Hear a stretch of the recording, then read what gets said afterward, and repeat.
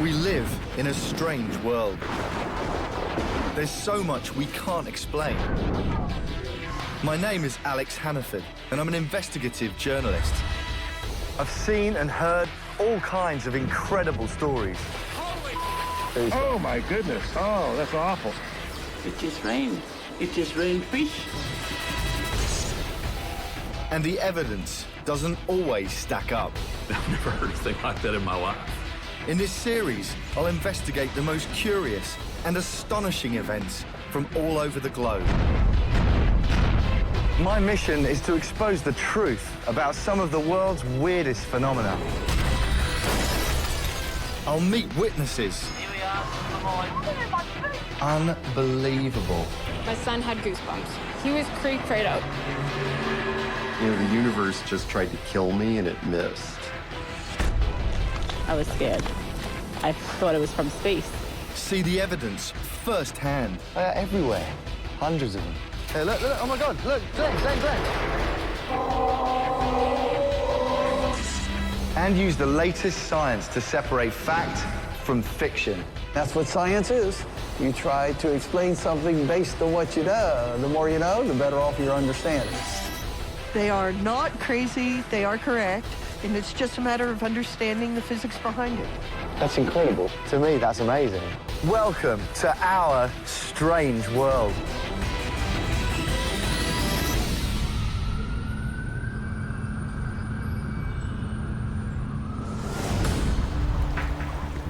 Some of the world's strangest phenomena are caused by its creatures. As if amazing mass migrations and plagues weren't bizarre enough, Mother Nature occasionally surprises us with some truly weird wonders. From baffling behaviors to mysterious beasts. No matter how well we think we know our planet, nature still has the power to amaze us.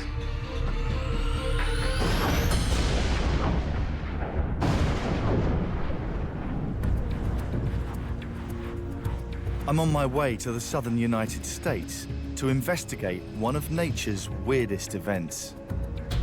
A mass creature death. On New Year's Eve 2010, the residents of Beebe, Arkansas watched in horror as the bodies of 5,000 birds rained down from the sky. They're everywhere! One just flew straight into my window! I'll meet eyewitnesses. It looked like something just blew them out of the sky. I've been to Iraq, so I've seen quite a bit, but nothing compares to that. It really is like something out of a horror film. Every yard in the area looks a lot like this one. That was the news that day, you know. Why this many and why on New Year's Eve? And explore some of the most intriguing theories. It was mind-boggling to me when I heard the story. I was like, fireworks? Really? They did not look visibly injured at all, but they almost acted drugged. Red-winged blackbirds can fly over 20 miles per hour, but they don't have to be going very fast to hurt themselves if they collide into something. My mission, to find a scientific explanation for this bird apocalypse.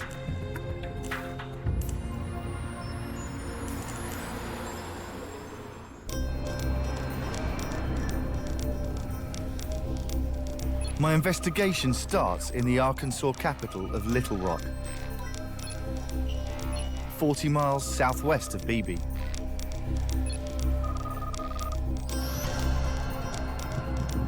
I've arranged to meet with local TV reporter Lauren Scott, one of the first to cover the bird apocalypse story.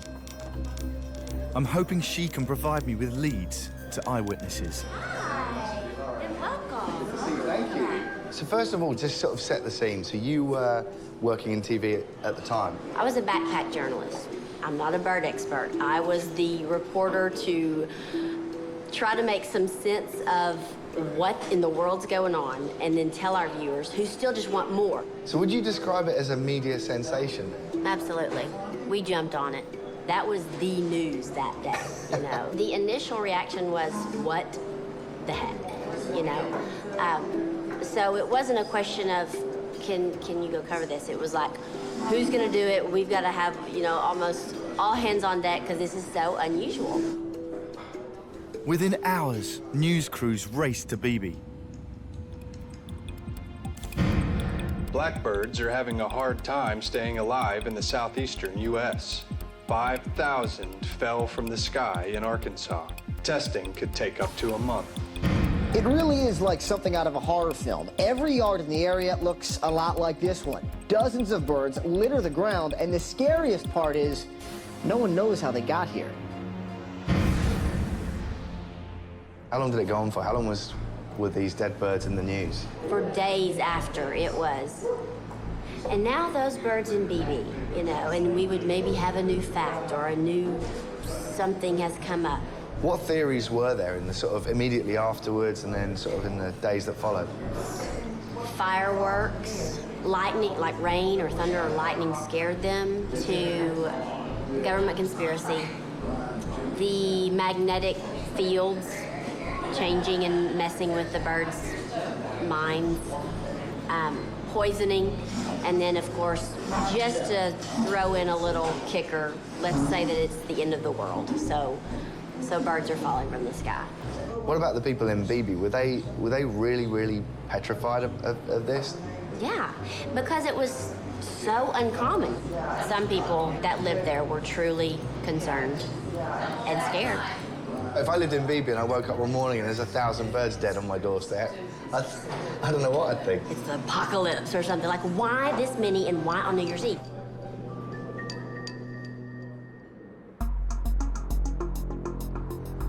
So that was a great first chat with Lauren. She's given me a lot of food for thought and crazy theories about why these birds just fell out of the sky one night. But I think the next thing I need to do is head to Beebe, Arkansas and find out more. Armed with a list of eyewitnesses, I'm leaving town and heading to the site of the bird apocalypse. Beebe lies just 50 kilometers northeast of Little Rock. A small town, it's home to just 7,000 people. And each winter, up to 1 million migrating red-winged blackbirds.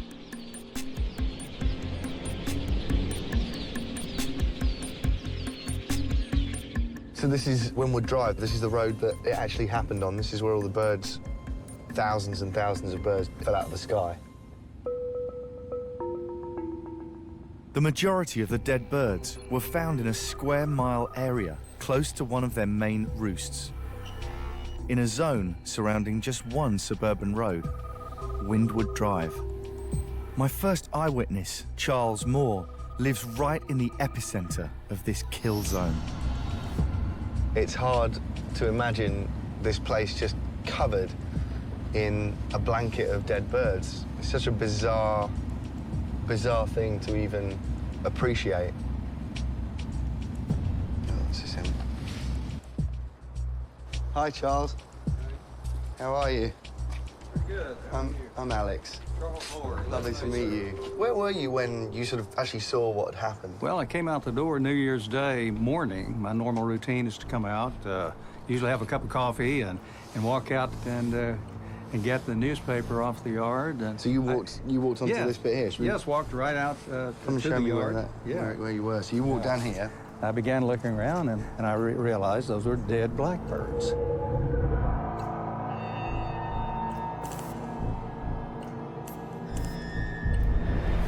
They were just everywhere. They were all in the street and in the neighbors' yards. Everyone was out, you know, talking and wondering what in the world happened.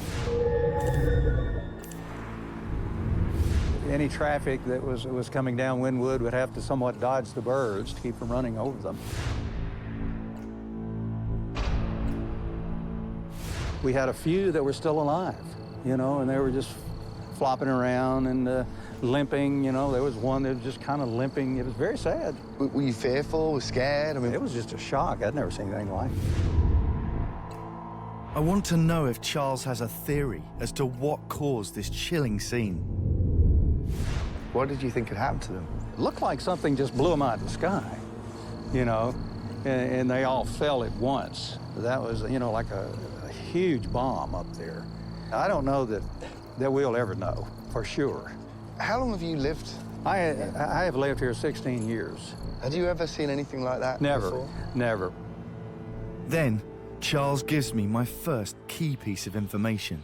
This was the home for 1 million blackbirds. We've lived with these things right in our backyard for a number of years, and they, quite honestly, were a nuisance. In the last few years, they began to smell. They populate the trees in my yard and all these yards, and they'll just fill them up, and they'll just be black with birds. I mean, it looks like black leaves, you know, or something. So, while the residents of Beebe were used to living side by side with these birds, it sounds like they weren't always the best of neighbors. Could the town's bird apocalypse have simply been a cull? Each winter, huge flocks of red-winged blackbirds migrate south to states like Arkansas in search of warmer climes and a plentiful food supply. They feast on fields of seeds and corn, destroying entire crops in days, threatening harvests and farmers' livelihoods. Unsurprisingly, millions of migrating birds are officially exterminated at this time every year. So it's easy to understand why the blackbirds were unpopular with the locals. Particularly when, on the night of the Beebe bird apocalypse, the roost off Windward Drive contained over 1 million individuals.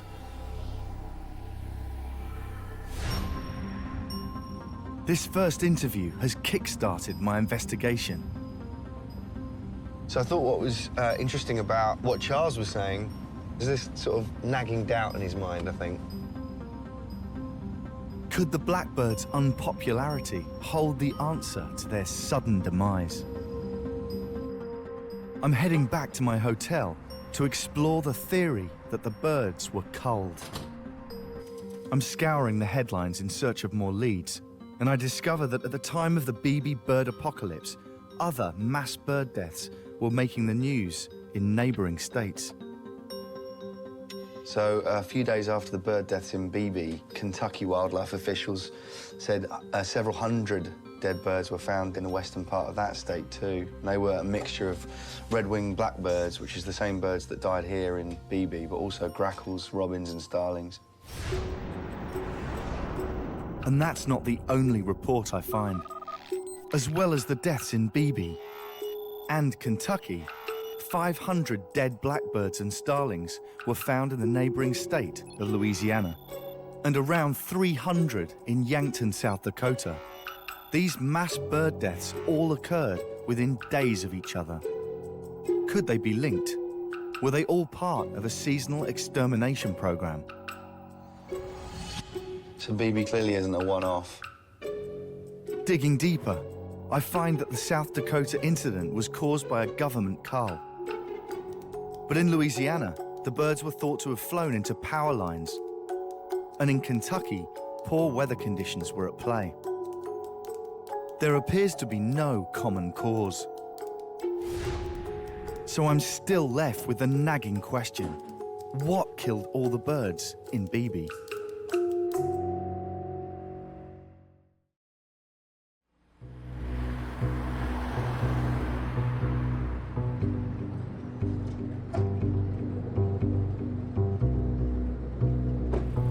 Next morning, and I'm heading back to the neighborhood where the majority of the birds fell.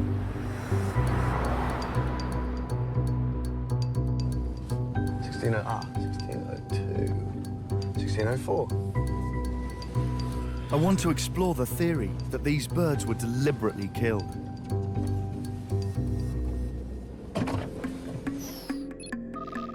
My next eyewitnesses live just a few blocks away from the blackbird roost, off Windward Drive. Jamie Mayo and her husband Kelly arrived home from a New Year's Eve party to find their property covered with the bodies of blackbirds. It was sad. It was really sad because, you know, we are bird people, and there were all these, you know, dead birds everywhere. It was kind of odd. It was a serious demarcation line where there were no birds and there were a lot of birds. Amazing. And we also, that was when we started noticing that there were some that were just standing around. And, you know, birds don't do that. And we would get close to them and they wouldn't fly away. How did it make you feel that night? It definitely made me worried. You know, I mean, in my head, I've seen a lot of movies, I guess, and I was thinking, man, are we going to be quarantined to the neighborhood? What's going on, you know? And especially the next day when Kelly was showing me the pictures of the people in the hazmat suits, because they were telling us that there was no reason to be afraid, no reason to panic, and, you know, these guys were obviously concerned, you know? They're all covered up. They were all covered up, and so, yeah.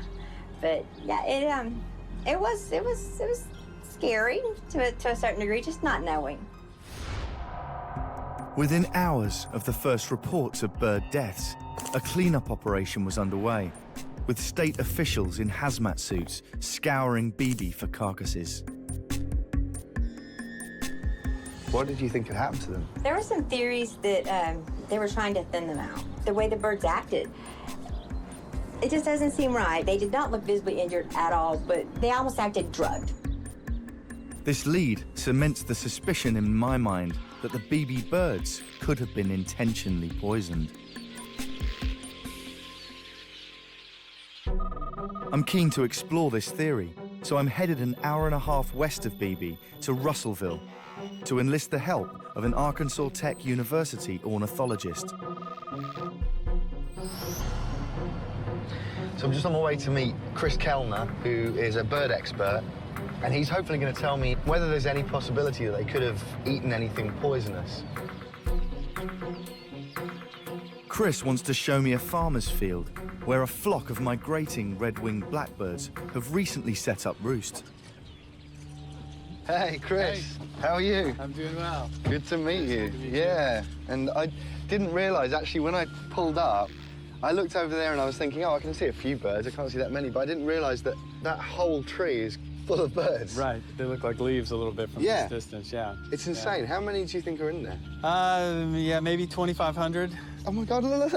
Yeah. I've never seen anything like that. Oh, yeah, they're in that feedlot of the house over there, yeah. I've never seen anything like that in my life. What are they actually feeding on? They're feeding on grain. So, is there any way they could be poisoned by something they eat on the ground here? Yes, actually, there are several things that will poison them. Sometimes pesticides used in crops.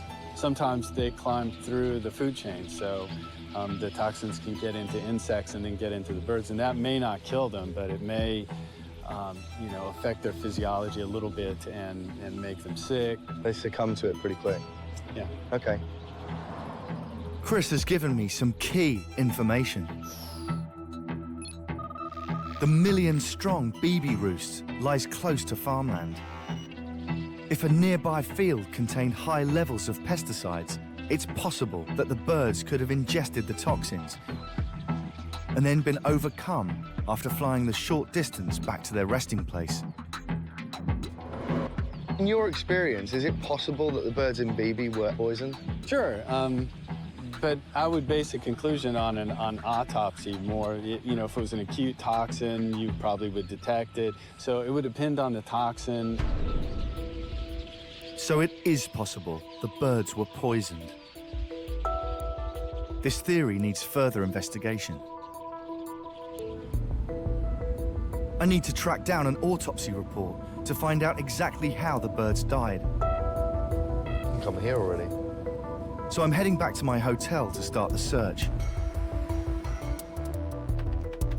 Scouring the internet, I learn online that autopsies were conducted on the Beebe birds. The professor in charge of the case is listed as Kevin Keels. I've tracked him down to California, where he works at the University of Davis. I want to know if his examinations revealed anything conclusive. Hello. Hello, Kevin. Hey, how are you? Good. Can you see me? Yes, I can see you.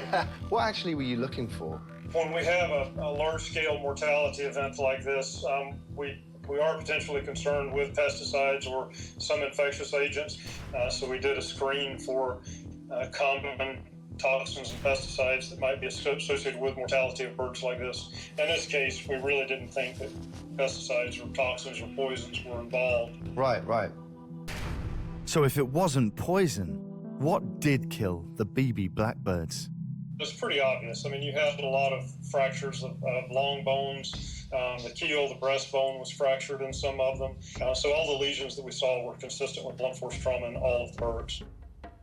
With poisoning ruled out as a possible theory, I'm back to square one.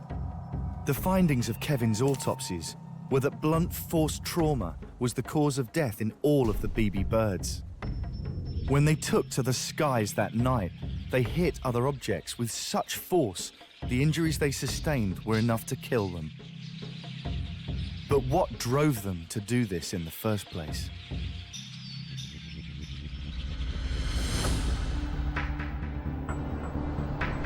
In my research, I've come across global reports of animals exhibiting self-harming behavior.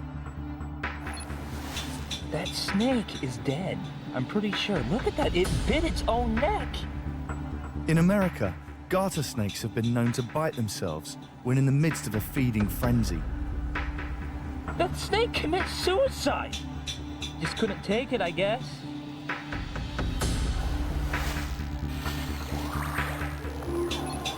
In the last 50 years in Scotland, a total of 50 dogs have jumped to their deaths from Overtoun Bridge.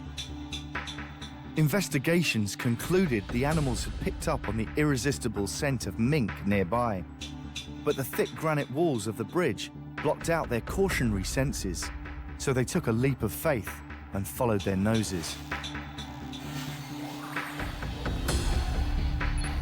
And in Australia in 2014, thousands of sheep died from repeatedly banging their heads. It turned out they'd been eating a rare but highly addictive toxic plant, which was crippling the sheep's central nervous systems and turning them mad. In each of these cases, something external was responsible for altering the animal's behavior.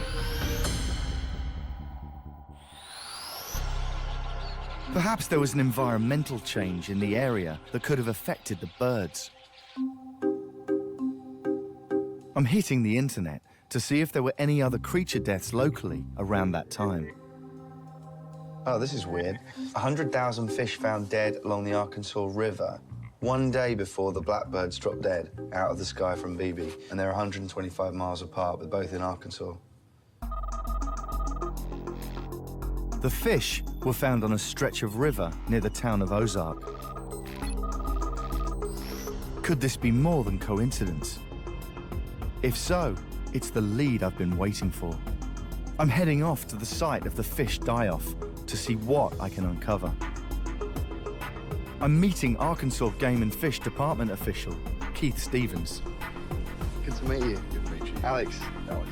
He was the first investigator on the scene and can provide me with an eyewitness account. Right before New Year's Eve, we had a report from one of the barge captains that there was a massive fish die-off. How many died? We counted about 83,000. 83,000? A lot. Oh my God, and so they were floating on the water, presumably? Yeah, a lot of them were still on the water. A lot of them had washed up on the bank, some of them had sank. Yeah. You could obviously tell they're bright silver fish, so you could see them real easily in the water and on the bank. There was fish everywhere, but it was one species. That was the thing that was so unusual about it. Right. We didn't see a lot of other fish. It was just freshwater drum. The dead fish were found here in truly shocking numbers. In the same time frame, and so close to BB, could there be a connection? So I suppose when you have two incidents, both involving massive animals that all could die at once, right? It's probably not a stretch to kind of think there's something weird going on, right? We were kind of perplexed there for a few days. You know, we couldn't tell if it was some kind of a disease, some kind of a bacteria, something that the fish caught. We thought that it was probably something like that because it was just that one species. Yeah. And you know, we had to do a lot of testing. It took a couple of months before we figured out what actually happened. And what was it? Well, it's actually the lock and dam. There's a large hole that's a deep hole there right behind that lock. And the drum were down in that hole, and the gates were open. When that happened, then there was a rush of supersaturated oxygen that came out from behind those gates. When they did that, the fish, their swim bladders, expanded to the point that they were disoriented and died from stress. So it was too much oxygen? Too much oxygen, right. God, that's crazy. Has that ever happened before? I don't think in that quantity. You know, we have fish die-offs from time to time. It just happens. It's nothing unusual. But to have one that large, you know, that was a little unique. So the mystery of this fish die-off has been solved. And the cause of death in this instance was environmental. But there's no link to the BB bird apocalypse.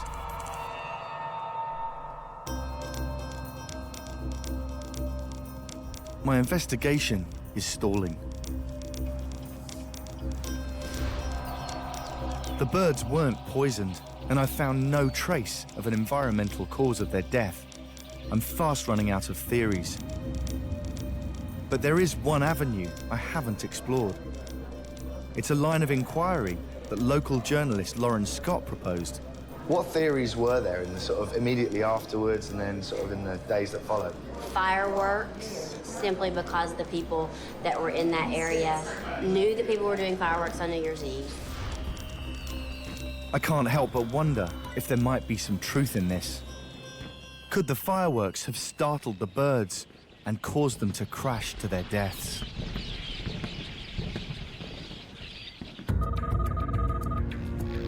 I'm on my way back to BB to pursue this new lead. I've arranged to meet bird conservationist Dan Sheeman at the site of the roost to find out more about the behavior of the red-winged blackbird. Dan, help me understand this. In your experience, have you ever heard of fireworks scaring birds off of roosts? Yeah, loud noise would be enough to scare the birds off of their roost. Most red-winged blackbird roosts are out in the country away from people. This one happened to be right in town, so near where there's a lot of activity. These birds, when one is startled, does that set off a chain reaction? Do they all suddenly fly off? When birds are in groups, they are watching their neighbors. So if one reacts to something, it is good for the others to react as well. They may not see the danger, but their neighbors have, so they're interesting just to react when they see their neighbors react.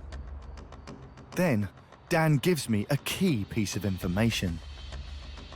They don't have good night vision, so it's understandable that they would crash into things if they're flying at night in a panic. Okay. Red-winged blackbirds can fly over 20 miles per hour, but they don't have to be going very fast to hurt themselves if they collide into something.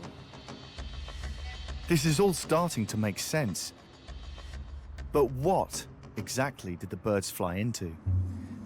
If there's 1.2 million birds in one roost, some of them are going to be lower down in the tree, and when they fly out, they're going to be at low elevation, and they're going to smash into cars, houses, mailboxes. Even higher up, they might hit other trees, they might hit power poles, power lines. There's lots of things around for them to crash into.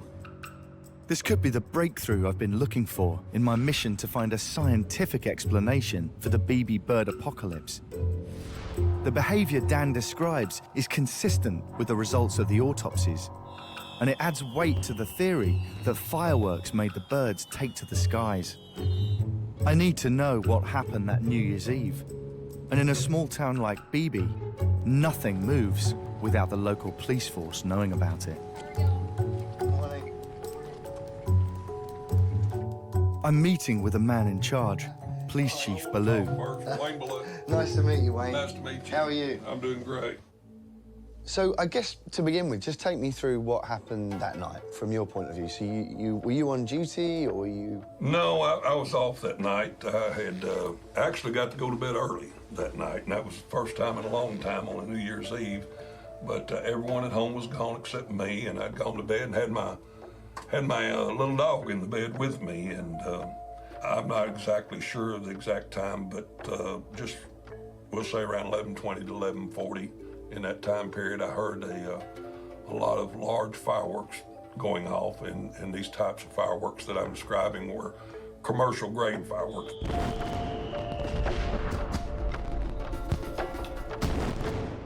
They were so loud that it rattled the windows around my bedroom, and of course scared my little dog and all.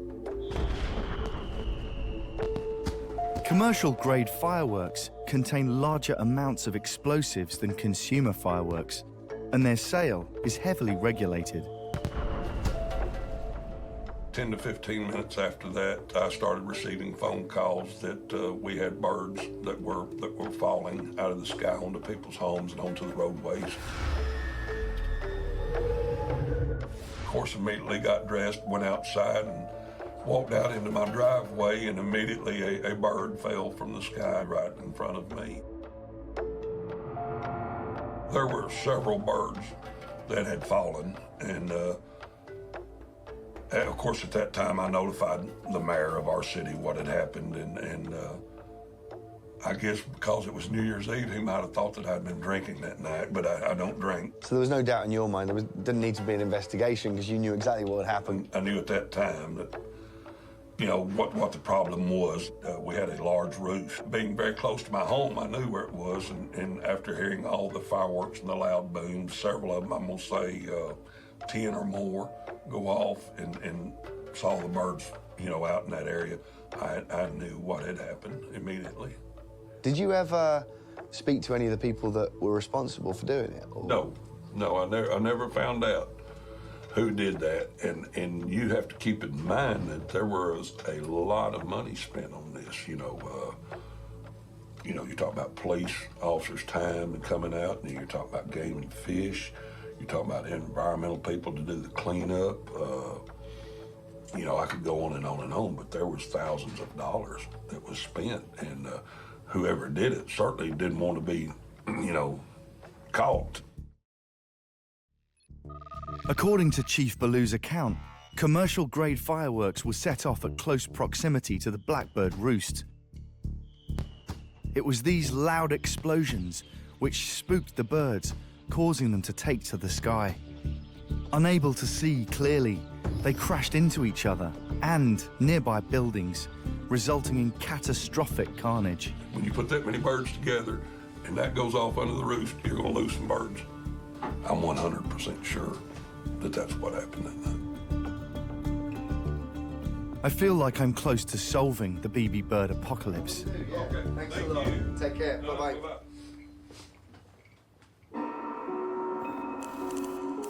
I think it's a fairly plausible reason, but it's a shame that they didn't actually catch the people that did it, because I think that would have been conclusive. I need to find proof that this really is the answer, so I'm heading to meet local firework retailer Tom Daniel.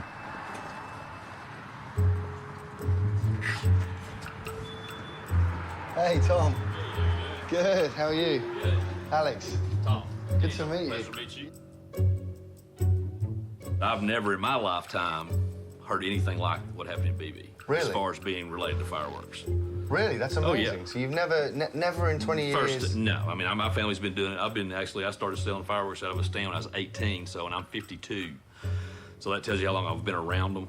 You know, and I've shot everything, thrown everything, popped everything that you can imagine, and I've never heard anything like that in my life.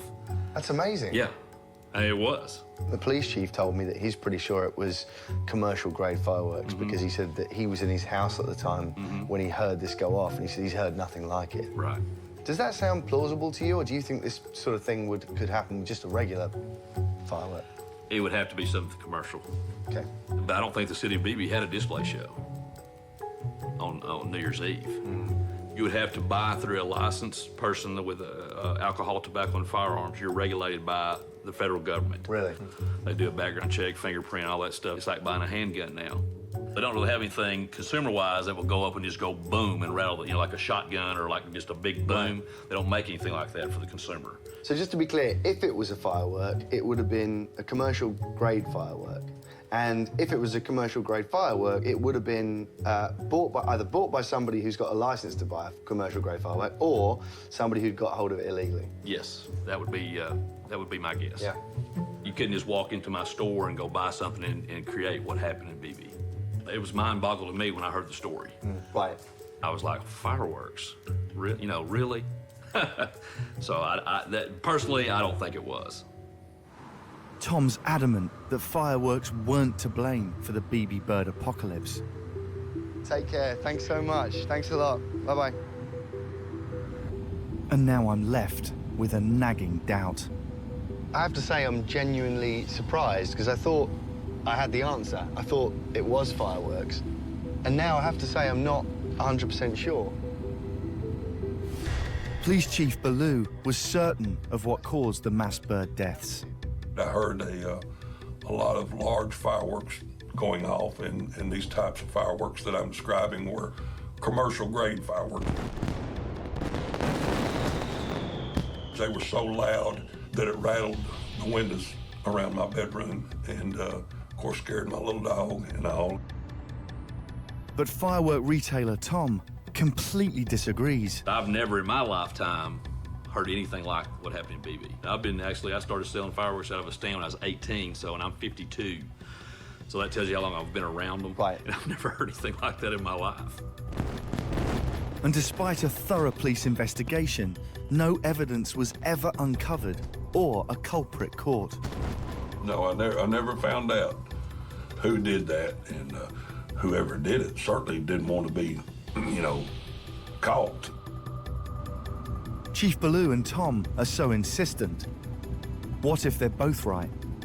What if there was something else at play in BB that New Year's Eve to make the fireworks sound so loud?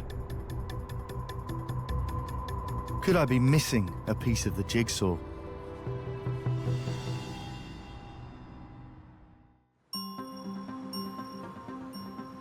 Next morning, and I finally get hold of an eyewitness I've been trying to track down. Okay, perfect. It's a BB resident with a completely different take on events.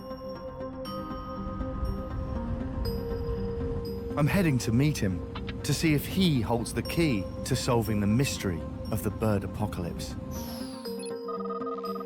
Jeff Drennan lives on Windward Drive. He was woken that New Year's Eve by the sound of birds smashing into his house.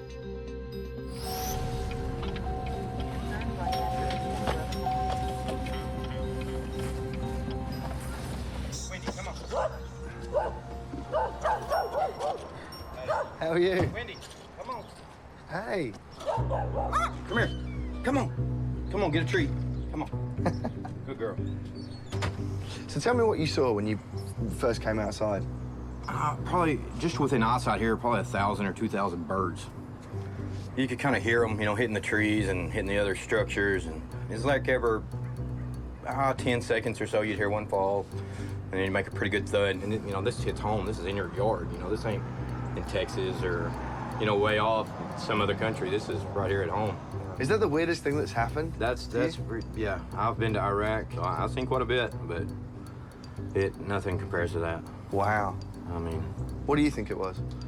At first, that's what they said killed the birds, was the internal injuries. Well, of course, falling out of the sky, you're going to get some internal injuries. That doesn't give you an explanation as to why they fell out of the Yeah. sky, right? And they said it was fireworks. About 300 yards behind us is BB's high school football.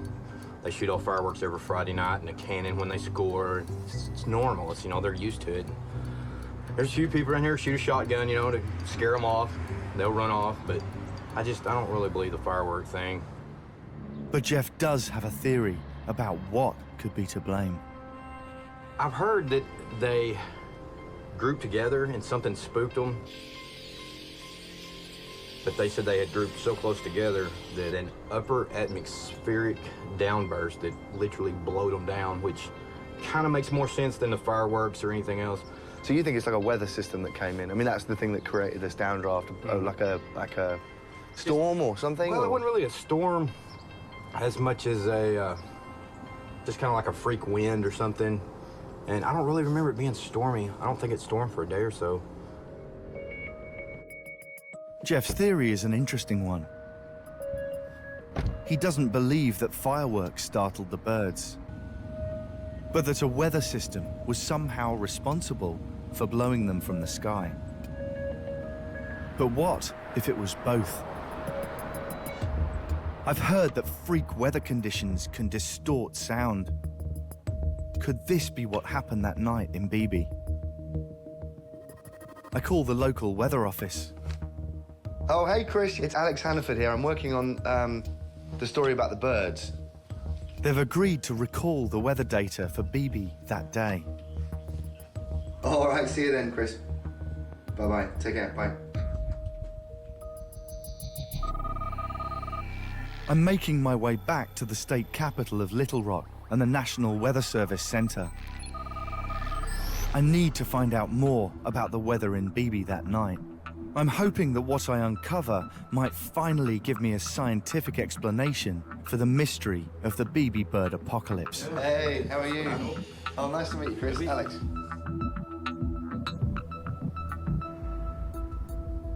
So I've come here to find out what the weather was like on a particular day, 31st of December 2010. Right, and I have that data on our screen over here. We had a strong cold front move through the area. These showers and storms had affected Beebe. By this time, though, the cold front had moved through, their winds had shifted, temperatures were falling, and they were overcast. And where is Beebe? Beebe is in the southern part of White County. While storms had been seen over Beebe earlier in the day, they'd passed by the afternoon. But I spotted something strange on the weather maps from late that evening. What's this blob here? All we can tell from this particular image is energy is being received towards the radar. There's an object here. But if it wasn't weather, what else could it be? I know that Doppler radar works by sending out a radio wave pulse. When the pulse strikes an object, the energy scatters and a small fraction returns to the radar. Computers then analyze the returned energy to calculate the size, distance, and projection of the object. This process happens up to 1,300 times every second. Static objects are ignored and won't appear on the weather map, but anything moving can be tracked. By picking up on movement, Doppler radars are able to map weather systems as they make their way across countries. But the anomaly I've spotted on the radar over Beebe is moving erratically and not in the way the rest of the weather is. So what is it? I ask Chris's colleague, John, if he has an explanation. It wasn't a storm or a shower or anything like that showing up on the radar. I knew it was something else, but what exactly it was, I didn't know. Chief Ballou told me reports of blackbirds falling began to come in after 11:30 p.m. But does that match the timing of the anomaly on the weather maps? And that's where we started seeing this thing on the radar. That has to be it. Maybe that's a bunch of birds taking off, and maybe they're just flying around, a lot of flying around going on, and as it turns out, running into one another. Something happened, but what happened? John tells me it's not unusual for meteorologists to see flocks of birds on radar maps. Each morning, as the sun rises across the states, beautiful patterns appear as birds take off in their masses. But what was highly unusual is that in Beebe, the blackbirds took off in the middle of the night, something this species would never normally do. To try to explain this, Chris and John have been examining the weather conditions in Beebe that night, and what they've discovered is exactly what I'd suspected. Beebe at the time, what we see here is a very strong temperature inversion. That is the red trace that we see here. Where a temperature inversion? That's correct. That's where the temperature is increasing with height. Yeah, normally on a typical day, temperature will fall as you go up into the atmosphere. But when you have a temperature inversion, the temperatures are actually rising with height. So it was colder on the ground? That's right. And what that can do with sound, let's say there's a particular sound that night, it can take some of that sound and send it back to the ground. So the sound actually sounds closer than it actually is, or where the source is coming from, so it's maybe amplified. In normal conditions, when all the air is the same temperature, sound waves move through it in straight lines. But when a temperature inversion occurs, their movement changes. Sound